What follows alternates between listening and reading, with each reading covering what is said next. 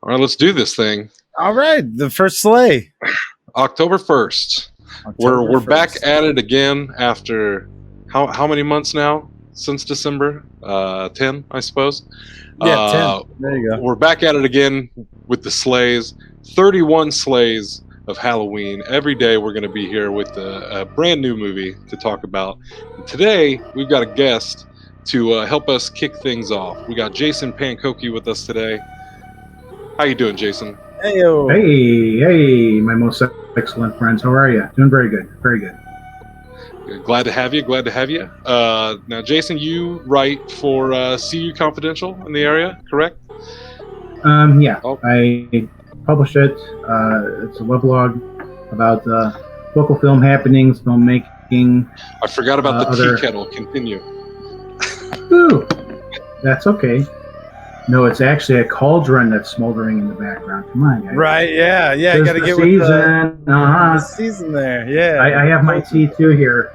Me and Raj, we got our tea. Gotta have it. So, yeah.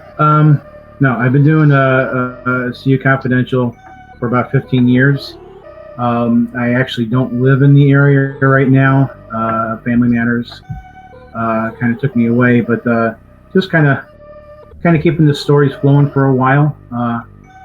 Every time you turn around and you think nothing's brewing in Champaign, Urbana, and the other nearby cities, then suddenly you got 3 or 4 big projects going on, and it's just fun to keep track of and to see who's doing what, see what they come up with, whether a short film or a feature or a web series or what have you, and to kind of put it in a little bit of context.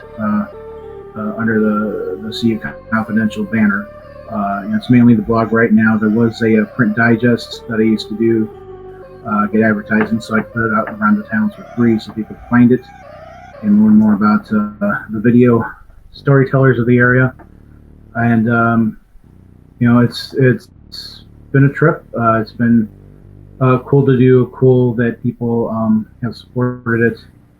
Through just reading it, through letting me interview them about the stories of the projects, why they do what they do, and to kind of keep tabs on everybody. Awesome. Glad to have you on here, man. Yeah, I believe I have a few copies of CU Confidential tucked away from many years ago that I've collected over the years. So I have a couple. I've got a few. Those print copies. Yeah. So, So, sleigh number 1. We're talking Killer Klowns from Outer Space today. Mm-hmm. To kick off October with, to kick off this Halloween movie marathon. I personally, I saw Killer Klowns from Outer Space for the first time, I think, 2 or 3 years ago. And as soon as I did, my first thought was, how have I never seen this movie before? Because it is just everything I love in a movie. I was blown away by how much fun this movie was. And it has become a staple every Halloween now. And it's usually, I love to watch it on October 1st. It just feels like the perfect movie to get in the mood for me personally. So let's get into it. Let's talk Killer Klowns. Killer Klowns. Now the thing is that you only discovered it a couple years ago. I think Killer Klowns is a bona fide cult film that's taken a really long time for a cult to actually come about. Of fans, people discovering it, people writing, their "Why have I not seen this before?" essays on the web. I've seen many of those over the years for many films, specifically Killer Klowns. Those seem to be paired lately with where is the Killer Klowns sequel after 30 plus years. I think the Chiodo brothers, the special effects artists who produced and directed Killer Klowns, I think they're taking in a good stride. Whomever owns the actual rights to the movie, they obviously still just don't know what a little mini gold mine they could be sitting on if they would actually grease the wheels a little and maybe get something into production. I remember reading about it way back when it was being filmed, back when you got your first news through the magazines and the newspapers. So picking up the horror mags and stuff at the D. Daltons near where I lived.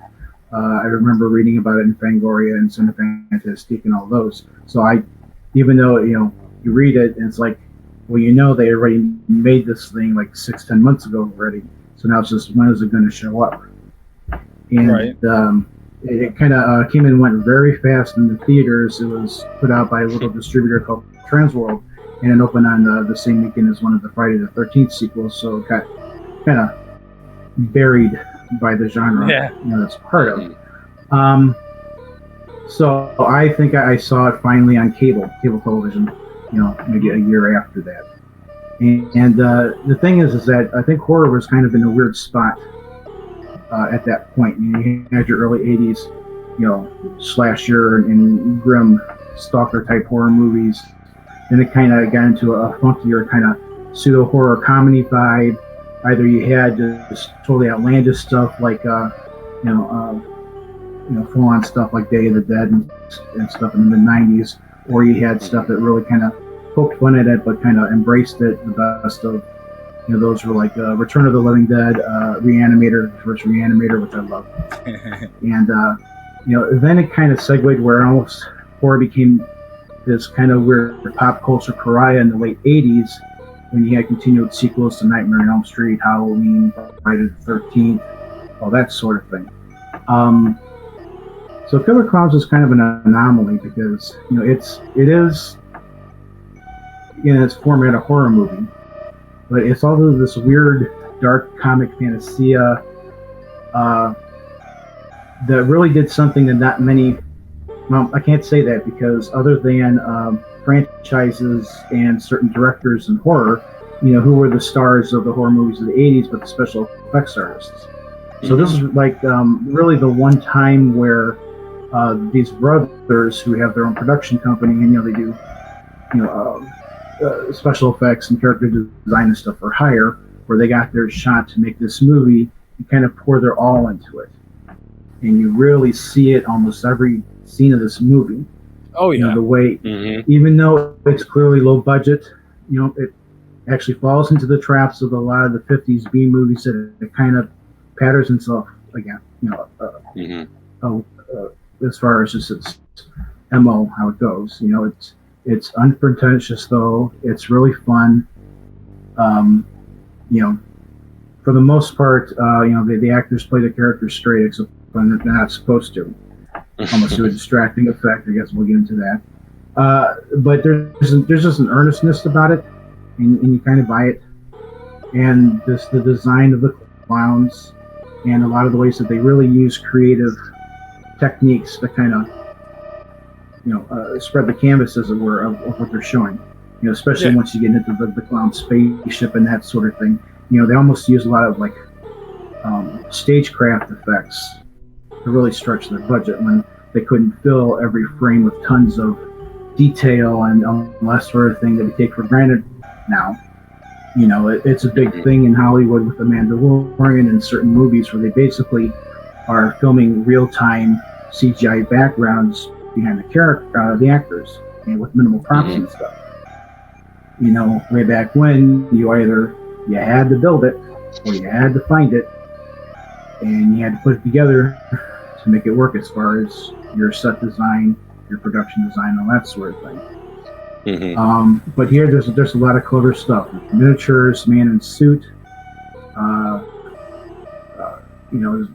foreground, background composition, of course, perspective, good old matte paintings where they match live action footage with, basically painted backdrops. Yeah. Kind of to sell the illusion, and it does have a charm in that way. This movie feels very handmade every step of the way, and you don't mind with it. Oh yeah. Yeah. So there you go. I definitely And it's got Killer Klowns. With rewatching it while we've been doing Summer Camp of Horrors, that's definitely a big part of it that I appreciated a lot more this time around. Was that just like homemade feel to it, and it doesn't take itself too seriously. And honestly, with a lot of the killers of that time, Killer Klowns are really up there for me as far as movie horror villains go. If anything, because they're Looney Tunes. They're Looney Tunes if they were horror villains. Right. I mean, some of the things they do, some of the slays in this are ridiculous, but definitely some of my favorites so far. We usually keep a tally when we do the slays of what our favorite slays of the week are. So there are definitely a few from Killer Klowns that might end up in my slay of the week by the end of this week. I should think on that. I was about to say there's some great performances in this. There are some memorable ones. There's some memorable performances in this one. Yeah, that's a better way to put it. In particular, the Officer Mooney. Yeah, just, such a great part of the film. And being a fan of horror comedies, like, this is definitely up there for me. I know not everybody's a fan of that specific subgenre, but I think this is top tier horror comedy for sure. No, and I just love the fact that it was made, back in the 80s, yet here in 2021, it's still a watchable movie. And, like you're saying, as far as those clowns go, like, that's iconic. That's what caught me in as a kid when I was flipping channels and came across it. It's like, oh, wait, what's this? I like these guys. They look funny. And really quickly realizing, like, wait, they're turning people into cotton candy? Like, what's going on here? And just being hooked, because I was, into the Freddys and the Jasons and the stuff like that already at the time. And this was, same level to me, just zany and fun all around. And so, yeah, just like Jason's saying, this is one of those, like, every October, it's like, you got to throw on the Killer Klowns and get in the vibe. Mm-hmm. And like Police Mooney, like that is one of my favorites too. Like, he's one of my favorite characters in that entire movie. Just the way he is, oh, Killer Klowns, and now they're at your front door, huh? And shit like that with all the people, and just going, I don't know. It's all around fun. Like, I was into ICP back when I was in high school, so of course Killer Klowns from Outer Space was like, you got to watch that, if you're going to be loving the Insane Clown Posse. That's just hand in hand. I think there's one line in this movie that accurately sums up the whole experience, and it's from Mooney when he says, "Killer Klowns from Outer Space. Holy shit." I think that about sums up the whole movie, just in that one line. Because that's definitely how I felt the first time I watched it. I was like, holy shit, how had I not seen this movie? It's definitely the one horror film that I know, like you said, I've also seen the bounty of articles about where's this sequel at. And this is definitely one that I would love to see a sequel to Killer Klowns someday. But unfortunately, it still has that uphill battle. Who knows if we'll ever actually see it on. I think from reading I've seen, there was once or twice through home video divisions of a couple of the studios where they seem to be on track to getting someone for it. I mean, the thing is, as you look now, like slowly but surely you see Killer Klowns merchandise after all like a lot of properties that really didn't get merchandise in the first place, other than a poster, getting to buy a poster, maybe getting to buy the soundtrack. For most movies back then, that was about all you saw. Now we've got Killer Klowns like pop figures. There's Killer Klowns Amigo figures coming out, T-shirts, that sort of thing. 2 or 3 years ago, the composer of the score, John Maserati, he did one of those live orchestral movie performances where they show the movie stripped of the music and they perform it live. So in Hollywood, they actually did Killer Klowns from Outer Space, and they had the Dickies playing their theme song at the beginning and the end of the movie. Which, by the way, I actually found that LP or the EP, the I can't talk anymore. Killer Klowns EP, just out of the blue at our Barnes and Noble way back when. Like, it was in the 90s. I just happened to be looking in the D section for whatever, and I'm like, oh, no way. But they just had this weird pop punk sci-fi thing with their music, which Mhm. it just that song really sets the mood. It's just like na na na na na na, clowns are coming to get you, and that's Mhm. that is the movie. I totally forgot. I rewatched Killer Klowns a couple nights ago, and I forgot how early in the movie their plan is kind of discovered by the two leads. But really, it just gets it out of the way so they can just go with sight gag after sight gag. Mhm. It's not like a bundle of dark laughs like every single step of the way.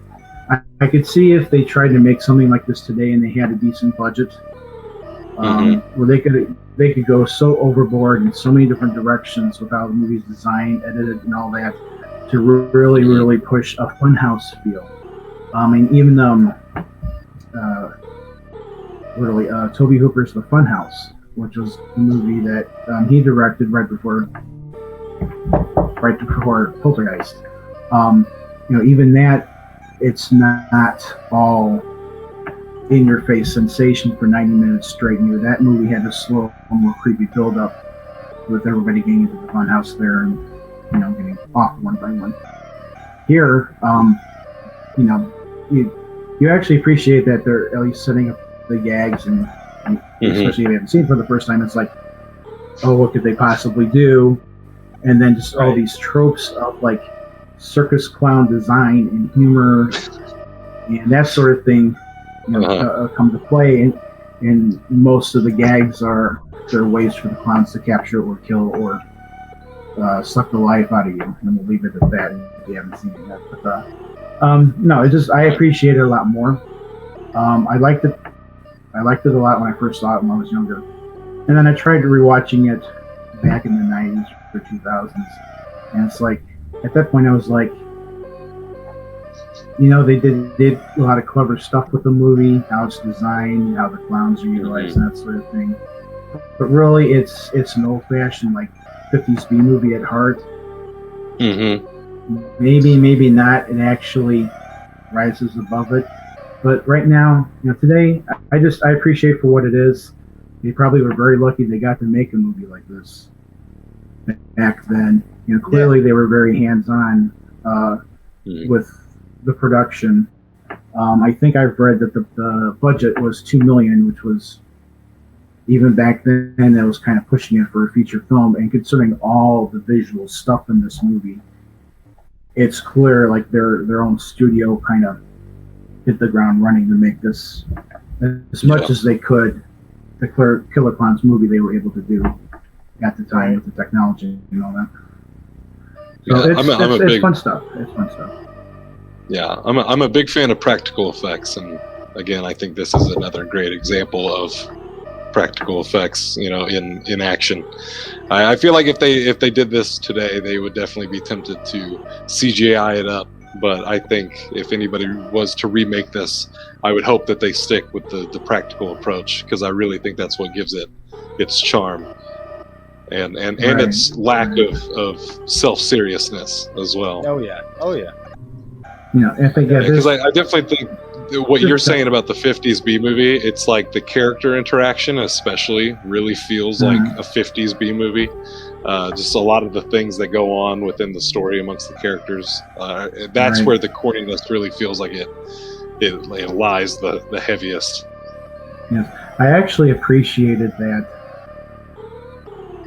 You almost got the archetypal like love triangle in there, but not really. Not quite. They kind of got to the point where the characters knew they had to just drop it for the sake of the townspeople and all that sort of thing, and they let the story just get on with people versus Killer Klowns, which is what we're here for, without really denigrating any of the characters. So I was glad that that trope didn't get laid on thick. How many times old 50s B movies, you got the general's daughter and the head scientist who figures out how to save the world, and then some sort of suitor like a police officer, but then they spend like 15 minutes of like a 70-minute runtime and all that. It's just like, come on, monster action. you know, here they don't skimp. It's interesting. The other property the Chiodos are best known for were doing the effects for the Critters movies, the original ones back in the 80s and the 90s. And it's for some goofy reason, like within the past couple of years, they finally revived Critters movies. They did a direct-to-video one that played on Sci-Fi, and then they actually did some sort of Critters TV series. You know, two totally different production teams, and the two things came out like within a year of each other. Who knew? Those I've seen bits of both of them. They actually do play up good old, the good old hand in the puppet monster type thing. Mm-hmm. You know, whoever was doing the effects for them, so at least they kind of retain that flavor. You sometimes get impatient with modern B movies when it's just like, come on. I mean, the Critters were all, they always were regarded as a knockoff, of course, of Joe Dante's Gremlins. But really, the first Critters movie definitely has a more anarchic, like weirdo vibe versus, the big, like, tongue-in-cheek, cartoony but deadly serious way that the first Gremlins plays out. You do hope that if Killer Klowns can have any sort of follow-up, that the originators can be part of it, but you never know. Most people probably remember the Large Marge reveal in Pee-wee's Playhouse, so that was Chiodo Brothers, that very quick transformation of Large Marge. A lot of people. I remember going to see Pee-wee's Big Adventure, and like when it went, it's like, oh my god. It's kind of like the bit in Beetlejuice where Michael Keaton goes. They doubt that he can help scare the Deetses out of their house, and he's like, "What do you think of this?" And then you see the back of his head, and they go blah blah blah. But the Large Marge bit was like seeing the front side of it. It's like, oh my god. But again, it was cartoony, it was flavorful, but it had character. And I think most of what the Chiodos were doing, like in that decade and a half, kind of followed suit with a lot of the stuff you see in Killer Klowns. I think they just do a lot of mostly commercial work. I was looking at their IMDb credits, and not many features and TV shows lately, but they're still in business. They're still doing their craft. I think I've seen a couple things where they did CGI. They did that. There was a Netflix special a year ago called Alien Xmas, where I didn't get to see it, but there's previews. But it's like kind of animated, kind of like the old Rankin Bass, like Rudolph the Red-Nosed Reindeer and the Santa Claus specials and all that. It's a lot better animation technique. But that was all them. They did it old school style, where they built the puppets and they built the miniature sets. Kind of like the what's the production? Leica, who's produced Paranorman and Kubo and the Two Strings. They really have honed the craft of making hand puppetry with CGI that looks like it all goes together. So the mating is doable to make it really aesthetically beautiful and cool. So who knows? But, Shep, you got any more thoughts over there? Officer Mooney knows. No, I know. I mean, like, I agree with you guys on everything you're saying here. Like, I'd love to see a sequel to this. I don't know why we haven't, but again, I've seen all the stuff coming out recently with a lot of 80s properties. So I hope that shows that a lot of it's being revitalized. It's like I know He-Man has, so we can still hope. Yeah. Cool. So are we giving like the Slay scores on these? Oh chicks? yeah, that's right. That's right. Sorry, it's been a while. It's been a while since we've slated up. So we usually give a score at the end of this out of 10. What would you give it out of 10? I think I would give it a 7 out of 10. I think you know, there we're not going to get into it. There are some knocks on it as just a film, just how it's paced, certain aspects of the characters and all that. But you know, from a nostalgic standpoint, certainly 10 out of 10. You know, it is what it is. Like you said, it makes no bones about it. Either you'll enjoy it or you won't. But if you see it a couple of times, it'll kind of grow on you just how creative and clever it is. And I think it can win a lot of people over. You know, the gore factor is minimal, all things considered. Even though, of course, there's a couple of very creative kills, including our poor Officer Mooney, which, you know, that's the one thing I think is the one maybe missed thing, that they didn't do a handful more of moments in the movie that were really kind of borderline, almost serious. You know, we won't spoil the gag of what happens to poor John Vernon, but you know, but that's the one point in the movie you learn the obvious based on what he says, but it's just like they really have some sort of powers. You know, they're not just weird creatures. They got some sort of sophistication. I don't believe I just used the S word for Killer Klowns, but there's something larger at work. I think that's what you feel at that moment, paired with oh shit, you know. But otherwise, no, I'll do 7 out of 10. I think that's fair. Seems fair. Shep? I'll go with 7.5 out of 10 myself. I think, like I said, I've always really enjoyed this movie. I think it's a funny movie that from start to finish is just enjoyable. If you've never seen it, it'll hook you really fast, and it's wacky. So, like, you know, at this point, you're going into knowing you're watching an 80s movie. I just feel like if you go in with that vibe, you're going to have a great time with this and be like, dang, they should make a sequel. I'm sorry. I was going to say, whichever one of you said that it's very watchable, even for being an 80s movie. I think that's one of the things I appreciate it now, that there's parts of it that are dated, but I think because it actually kind of references a prior era of monster movie, B movie, or whatever, it's kind of in its DNA, and then you have what was then, you know, the 80s, you know, technology to help flesh it out. It doesn't fall, especially 80s comedies, you know, as much as you want to go, you know, it was made in the 80s, so yes, those jokes will not fly today and blah, blah, blah, blah. You really don't have those, you know, hindsight type cringy things with this movie. A couple bits, but they're over quick. You know, it's not like you want to like shut off the TV and be embarrassed with yourself. Like, I love this movie 30 years ago. What happened to it? You don't. Right. You don't have that sort of reaction with this movie.